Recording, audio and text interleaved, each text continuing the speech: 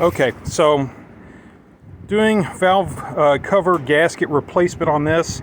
3 years ago when I bought this car, I had replaced the valve cover and used the gasket that came with it, and it was a really crappy one. Might have been okay, I might have gotten away with it had I put black RTV everywhere around all of the mating surfaces all the way around. That might have kept it from leaking, but when you compare it to the new Fill-Pro that I'm putting on, it's no comparison. I'll show you that in a minute.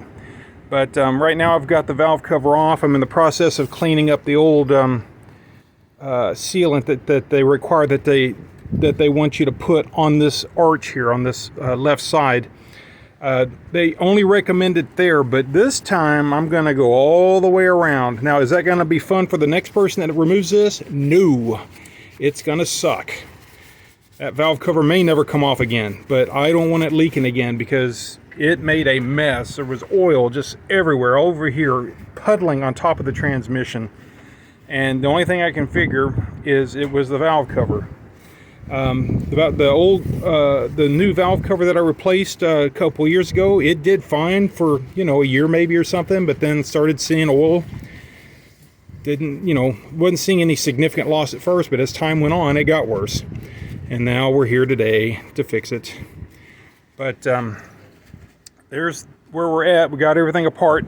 For what it's worth, to get to this point, you have to remove the beauty cover, and that takes 5mm Allen type connections. I removed the bolts that hold this, so this harness is a little bit loose.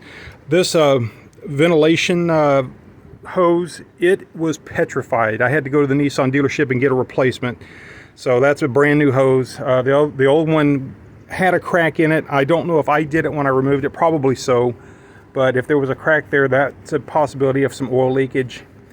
I also noticed the breather wasn't all the way in. It seemed like it might have had the potential to leak there, but I've tightened it down good now. The breather being going to this one.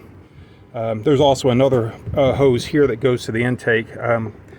That was no problem. I had no problems with that one. Let's see. Let me show you the valve cover. When you replace the valve cover gasket, you'll want to examine these spark plug galley seals to make sure they're in good shape. This valve cover is not very old. Like I said, it's only 3 years old, so these still look like they're in good shape. I do not think I will be putting RTV on those, although that wouldn't be a bad idea necessarily. I did not have a problem with them leaking, so I'm going to risk it. Now you can see this blue gasket here. This is the Fill-Pro. See, the Fill-Pro brand gasket. When you compare it to this one, this is the cheap one that came with it.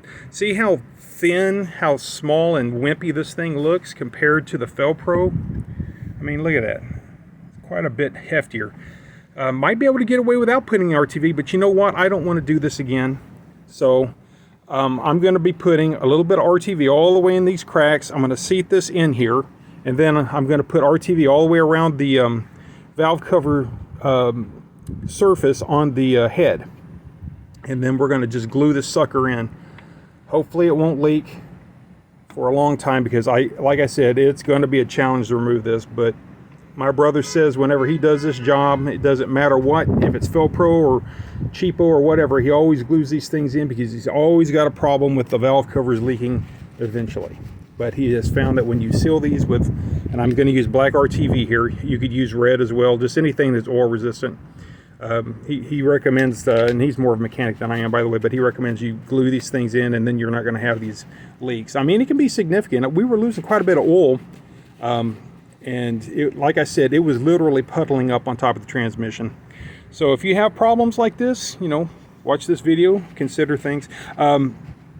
Tightening the bolts down, it needs to be 65 to 70 foot-inches on the bolts that go into the cover.